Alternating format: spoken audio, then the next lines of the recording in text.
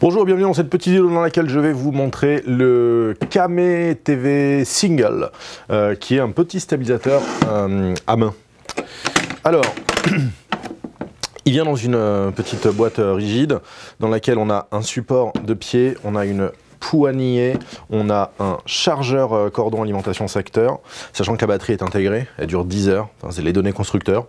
J'avouerai qu'on ne l'a pas manipulé pendant 10 heures pour savoir si c'était le cas, mais en tout cas c'est très dur d'arriver à la fin de la batterie. Évidemment, il y a une petite semelle, ainsi que le gimbal en lui-même. Voilà. La première chose à faire, déjà, c'est de mettre la poignée sur le gimbal. La poignée est une petite bague comme ça qui permet de locker le gimbal sur la batterie. On a un petit détrompeur ici avec un petit picot qui vient s'enficher, hop, là-dedans, et simplement on tourne, c'est locké, c'est en place. Ensuite, on va sortir le pied, hop, donc le pied, tac. Ça me fait un petit peu penser aux bases de certains monopodes, vous savez, qui ont des sorte de trépied comme ça, un monopode avec... voilà. Bon, ça vient se visser tout simplement en dessous de la poignée. En dessous de la poignée, on retrouve un pas de vis Congrès et un pas de vis Kodak. Donc nous, on va le mettre dans le pas de vis Congrès, c'est le gros pas de vis. Hop, et hélicoptère. Pour locker en place la tête, pour éviter qu'elle ne bouge dans tous les sens, comme ça, on vient simplement dévisser la bague jusqu'à ce qu'elle rentre en contact avec la base. Et là, dans ces cas-là, on gagne beaucoup en rigidité. Ça, c'est fait. Ensuite, on va mettre notre semelle sur le boîtier. On peut utiliser un GH4, on peut utiliser un Sony avec un 1635 et un Metabone. Celui-là, en l'occurrence, c'est le Sony A7R2, A7S2. Voilà, ça marche avec tous les Sony A7, A7S, A7R. Et avec un Metabone, un 1635, on a fait jusque-là. Le 24-70, il faut oublier, ça ne marchera pas. 24-105, ça ne marchera pas. Et 70-200, bon courage, ça ne marchera pas non plus. Moi, je vais le faire avec le GH4 sur lequel j'ai mis un 7-14. Alors, pourquoi un 7-14? Parce que les mouvements sont toujours beaucoup mieux stabilisés lorsqu'on utilise des grands angles. Donc voilà, et puis le 7-14, c'est une optique que j'aime bien, qui est vraiment très large. Donc voilà, c'est très cool. J'aurais pu mettre aussi le Sony. Je m'assure, avant de commencer à le mettre, que mon écran est bien dans la bonne position, que j'ai bien une batterie, que j'ai bien une carte, parce que ça va jouer sur l'équilibrage. La carte pas trop, la batterie, oui. Je viens enficher tout simplement. Alors, dans quel sens ça se met? Ça va se mettre comme ça, peut-être? Ou comme ça? C'est une bonne question, Clovis. Alors, on va le mettre comme ça. Tac, tac. On a un petit bouton sur le côté pour faire coulisser la semelle, de manière à ce que votre boîtier soit complètement en sécurité lorsqu'il est enfiché sur le gimbal. Voilà. Ensuite, on va commencer les équilibrages. Pour ceux qui sont familiers des équilibrages du Ronin ou du Movi ou du Newton ou tous ces stabilisateurs, c'est exactement la même chose, sauf que c'est plus petit. On a nos 3 axes, 1, 2 et 3. On va commencer par équilibrer d'abord cet axe-là, que j'appelle moi l'axe du drop time. Je ne sais pas si c'est le vrai terme. Il faut que la caméra reste parfaitement en place. Quand on met l'optique vers le haut, il faut que la caméra reste en place. Donc, a priori, là, la caméra, je vais peut-être le mettre dans ce côté-là que vous voyez mieux, la caméra, en fait, est un petit peu bottom heavy, comme on dit. Elle est un peu lourde du bas. Voilà, ça me rappelle une copine de la fac, ça. Voilà, donc ce qui va se passer, c'est que comme on a trop de poids en bas, il va falloir remonter un petit peu la caméra de manière à équilibrer le poids et qu'on fasse passer un petit peu plus de poids en haut.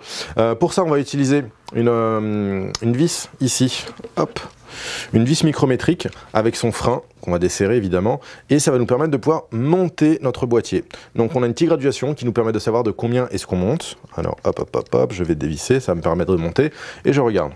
Oh, presque, hein? Presque ou pas presque? Moi, ça m'a l'air d'être parfait. Voilà. C'est génial. Donc maintenant, je peux serrer mon frein ici, celui-là, hop, pour m'assurer que cet axe-là ne bouge plus. Une fois que ça c'est fait, il va nous falloir ensuite régler le avant-arrière, on va dire. Donc si je positionne ma caméra comme ça, il faut qu'elle reste dans cette position-là. Et là, c'est pas le cas, elle part en arrière. Tout simplement parce qu'elle est un petit peu lourde de derrière. Non, je vais pas la refaire cette blague, mais voilà. Vous avez saisi l'idée, donc oh, crotouille. Alors, ne faites pas comme moi. Quand vous attrapez votre gimbal, il est possible de faire bouger cette bague-là. Donc ça, c'est pas très sécure.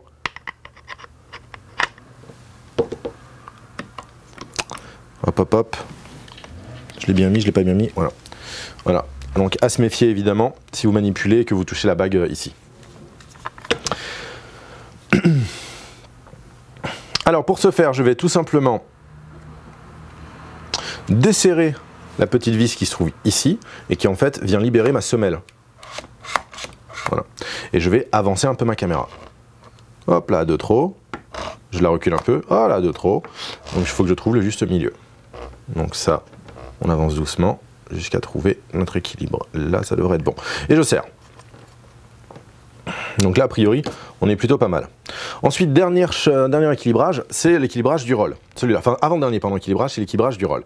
Il faut que la caméra reste parfaitement dans cette position horizontale, de manière à ce qu'on ait la bulle. C'est pas le cas, ça penche légèrement par là. Et ça penche légèrement en avant. Bah dis donc, c'était pas super bien équilibré quand même. Tac. Voilà. Franchement, excuse-toi quoi un peu. Merde. Ok. Est-ce que c'est bon? Ah. Ça nécessite un petit peu de doigté.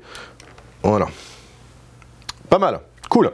Donc voilà, on est légèrement penché sur le côté. Donc ce qu'on va faire, c'est qu'on va ramener la caméra légèrement de l'autre côté pour contrebalancer. Pour ça, on a cette vis ici qu'on va desserrer et qui va nous permettre en fait de faire bouger la caméra latéralement.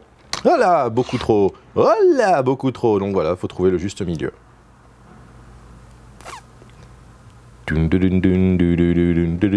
Yes. C'est bon, et je serre. Donc là maintenant je suis équilibré sur ce point-là. Dernier équilibrage, et un des plus importants, souvent c'est celui que les gens oublient, et je vous conseille de ne pas l'oublier, c'est l'équilibrage de cet axe-là en fait, ce moteur. Il faut qu'il y ait autant de poids du côté bloc moteur ici que du côté front camera. Si ce n'est pas le cas, eh bien le moteur va galérer à tourner parce qu'il y aura un côté qui est très lourd, un côté qui est très léger, et il va lui falloir en fait donner beaucoup de force pour tourner le côté qui est lourd, et malheureusement ce ne sera pas compensé par le poids du côté... Voilà. Comment vous expliquer? Imaginez que vous avez deux seaux d'eau à transporter, et un manche à balai. Si vous mettez un seau d'eau à chaque extrémité du manche à balai et que vous prenez le manche à balai pile poil en son centre, vous allez pouvoir le soulever facilement et tourner. Si par contre vous enlevez un de ces seaux et qu'il y a donc du coup un seul seau accroché à une extrémité et que vous prenez le manche à balai au milieu, vous allez galérer à le soulever et encore plus galérer à le faire tourner. C'est exactement le même principe pour le moteur. Il lui faut avoir un équilibre. Alors comment est-ce qu'on trouve cet équilibre? Ce que je vous conseille, c'est tout simplement de le mettre sur une tranche, sur deux petites pattes du pied, et de pencher légèrement votre pied. Si la caméra tourne, et là c'est le cas, il va y avoir une partie qui va se retrouver sur la partie supérieure et une partie qui va se retrouver sur la partie inférieure de notre axe. Donc en l'occurrence là le moteur tombe alors que la lentille de la caméra monte. Donc ce qu'il nous faut, c'est essayer de garder l'équilibre parfait. C'est-à-dire que je devrais pouvoir normalement me pencher comme ça et la caméra reste parfaitement centrée parce que j'aurai un équilibre entre l'arrière et l'avant. Comment prodiguons-nous ce soin à ce stabilisateur? C'est une bonne question. Vous avez ici une petite vissounette. Voilà, c'est comme une petite vis mais encore plus petit, avec un papillon rouge, donc on va desserrer et ça va nous permettre de pouvoir faire coulisser l'intégralité du gimbal sur un axe. En faisant ça, je vais décaler le poids vers l'avant ou vers l'arrière. Donc là je l'ai décalé jusqu'au maximum. Donc refaisons l'expérience. Voilà, si je pense qu'aussi c'est la caméra qui se trouve vers le sol alors que le moteur se retrouve vers le haut. Et il faut que je trouve du coup un entre-deux qui me permet d'avoir un équilibrage parfait. Hop. Tac tac, je penche. Le moteur est un petit peu trop lourd, du coup je dois ramener un petit peu le moteur vers l'axe de la poignée. Encore légèrement. Donc n'hésitez pas à vous aider des graduations millimétrées que vous trouverez sur la barre ici. Hop, voilà. Donc là on est bien équilibré sur ce point-là. On est bien équilibré sur ce point-là. On est bien équilibré sur ce point-là. Voilà, donc une fois que tout ça c'est fait, on a fini de l'équilibrer, il ne reste plus qu'à l'allumer. Pour ça, on a un bouton ici sur le côté de la poignée qu'on va presser pendant 3 secondes. Une petite musique de bienvenue, je veux dire, les mecs ont peaufiné le truc jusqu'au bout, quoi. Je veux dire, voilà, on pourrait danser un peu là. Ok, non, je veux dire, ça pourrait facilement faire un sample, par exemple, pour de la trappe. Alors, ensuite, on va pouvoir le prendre dans les mains. Pour ça, donc, mission hélicoptère. Ça, c'est un des trucs les plus cool du stabilisateur. Et voilà, on va pouvoir du coup manipuler la bête. Alors, tac, tac, tac. Comme on est parfaitement équilibré, normalement tout fonctionne bien. Par contre, comme le gimbal est relativement petit, on a des limitations. Voilà, c'est pas très cool. On peut taper malencontreusement sur les bords. Voilà, c'est pas super.